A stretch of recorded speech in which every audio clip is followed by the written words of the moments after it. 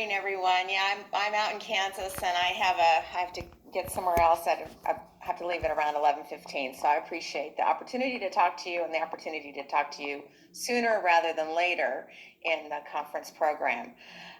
So I want to just start off today's report from Allegheny Mennonite Conference's Repair Network with a couple of quotes. One from Lila Watson, who's an Aboriginal activist, quote, "If you have come to help me, you are wasting your time. If you have come here because your liberation is bound up with mine, then let us walk together." A quote from Katerina Hea, who is a main organizer for the Coalition to Dismantle the Doctrine of Discovery, this group that we're working with, which just reminds us, she summarizes the work of the Doctrine of Discovery Coalition. Under the Doctrine of Discovery, Indigenous lives were deemed to matter less than Christian European descended lives.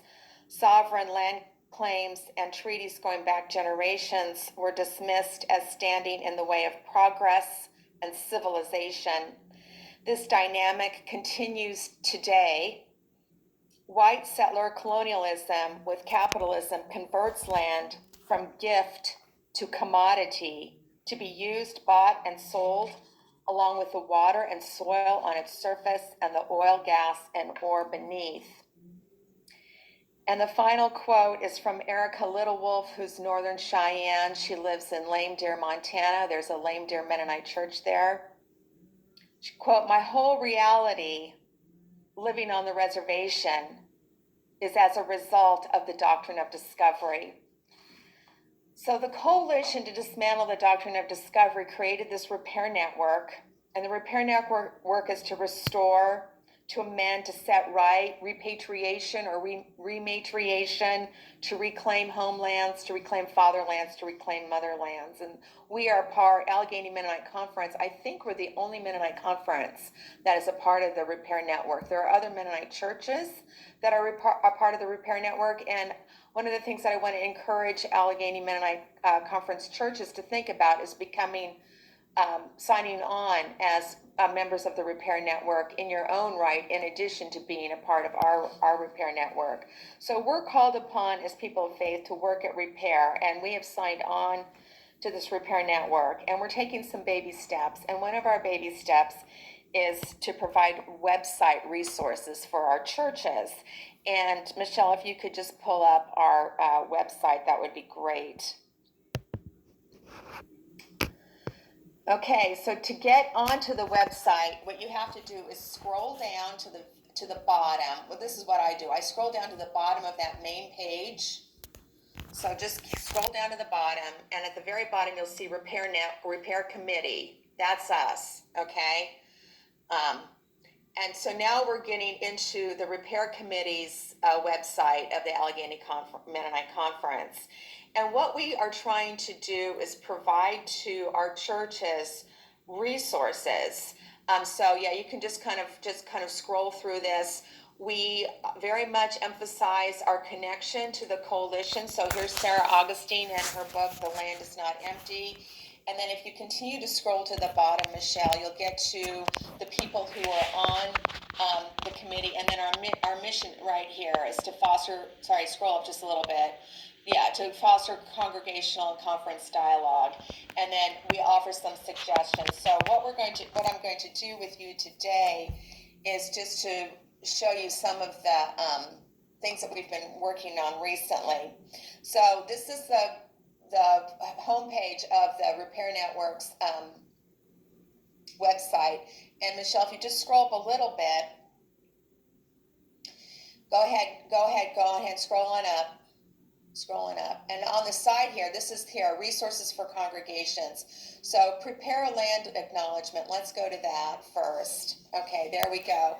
So this is something that I really want to emphasize with the churches. One thing to do would be to start with a Sunday school class. The coalition has a ton of resources on their website.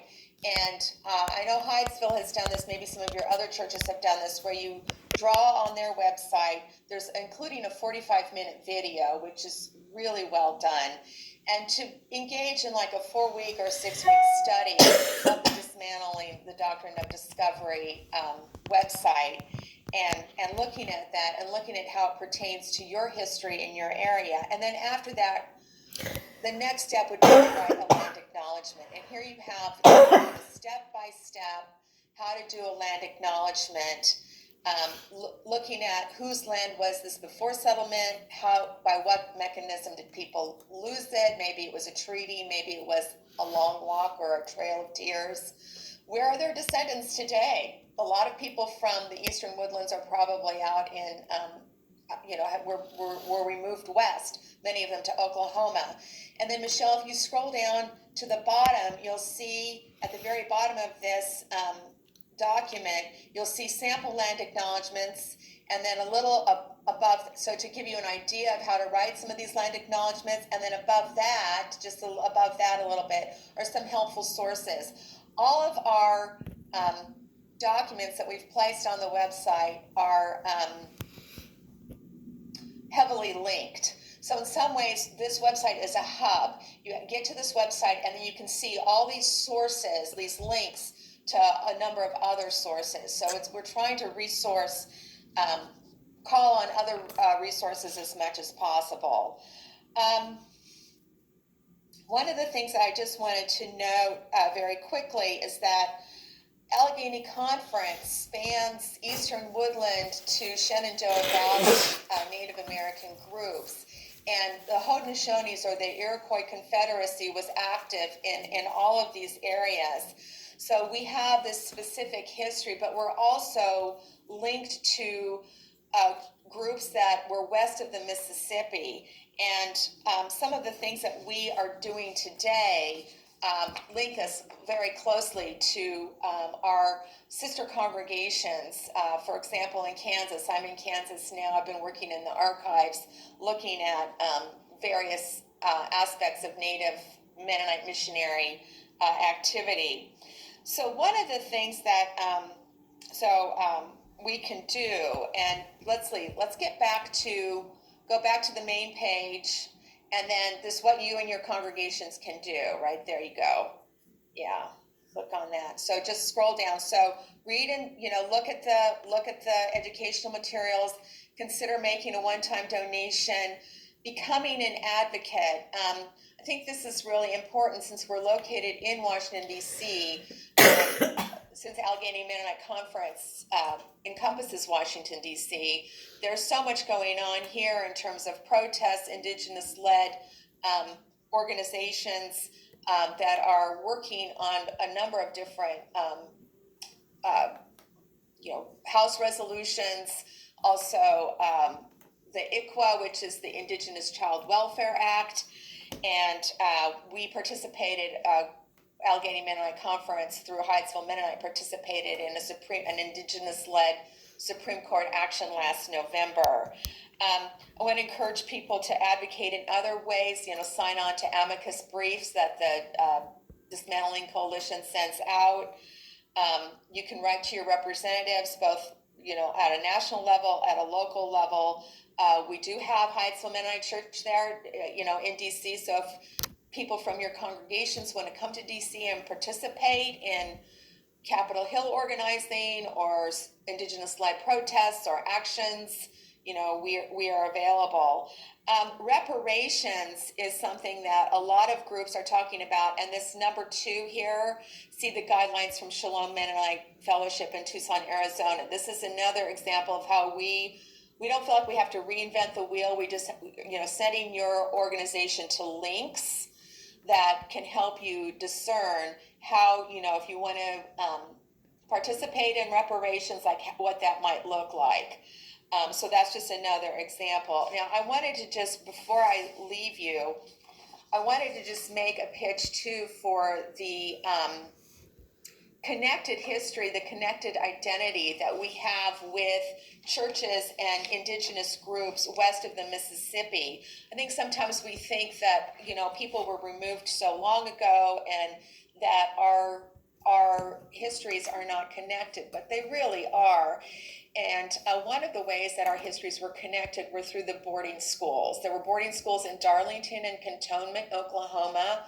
Missionaries came from many churches in Pennsylvania, Ohio, Illinois, Iowa, the Great Plains, but also from places like California. This was a Mennonite, U.S.-wide effort to work in these schools. A number of the students from the schools were sent to the Halstead Indian Industrial School, which was in Kansas, and from there they were sent to Carlisle. Well, Carlisle is in our back, it's in our backyard here in Allegheny. Carlisle was an off-reservation boarding school, and they had students from as far away as Alaska that came to Carlisle. And this is a tortured history. I want to read just a little bit from Mrs. Susanna Crable, who was the wife of Christian Crable. He founded the General Conference Mennonite Church. There are 11 or 12 General Conference churches in Pennsylvania during the late 19th century. And these quotes pertain particularly to today. This is from 1889, but I think it just shows you how the dismantling the doctrine of discovery work is so important, and why the doctrine of discovery is continuing to inform our work today and the situation in which people find themselves today. So, quote, many of the Indian children are orphans, but then the doors of their relatives are always open to them. And if they have no relatives, almost any one of their tribe will take them in his tent. In this particular, we white people might learn something from the Indians. The Indian Child Welfare Act, which was passed in 1978, is a direct reflection of this reality that tribal people want to be able to make decisions independent of state governments, to protect their children and to place their children in native homes, in indigenous homes. And then the second quote from Susanna Crable: it is affecting to see how hard it is for Indian parents to send their children away to school, knowing full well that some of them will be overtaken with sickness, while others will die while here. Many of them part with their children very reluctantly, and others cannot be prevailed upon to let them go at all. The mortality among these poor Indians is so great that of the 18 first brought here, 7 have already died. And that at an age in which there is at the age in which there is the least mortality among white people. One of the girls whom we sent along home on account of her sickness condition will most probably die before very long. This history, as we know, is resurfacing, and Deb Haaland, who's the Secretary of Interior, has asked for a Truth and Healing Commission, and I was just thunderstruck when I came across this document in the archives just 2 days ago. It's still with us. She wrote this, Susanna Crable wrote this she was from Illinois. She wrote it in 1889. She moved to Halstead and worked in the Halstead School for 10 years. So I think we have, and many of the students who survived Halstead were then sent on to Carlisle. So there is this direct connection between Allegheny and Mennonite, our geography here and the schools that were here, and the Indian schools west of the Mississippi. And I'll just leave you with one final word here. Native people, indigenous activists are fighting for us. They're fighting for our land, water, air that we all share. And so it's a direct benefit to us, and we need to follow their lead.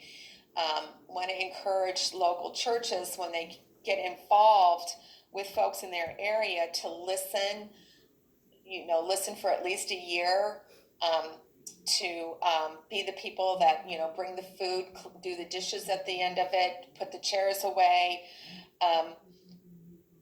be as active supporters, to follow their lead, to pursue, because in pursuing their justice and their liberation, we will find our own justice and our own liberation. And as I said, we are continuing to put up more resources on the website. There are more coming, and there are a few of us with the repair committee with the Allegheny Mennonite Church who would be willing to work as ambassadors. If you would like somebody to come to your congregation, to lead a Sunday school class, to lead a church service, to act as resource people, we are available for that. Thank you for your time.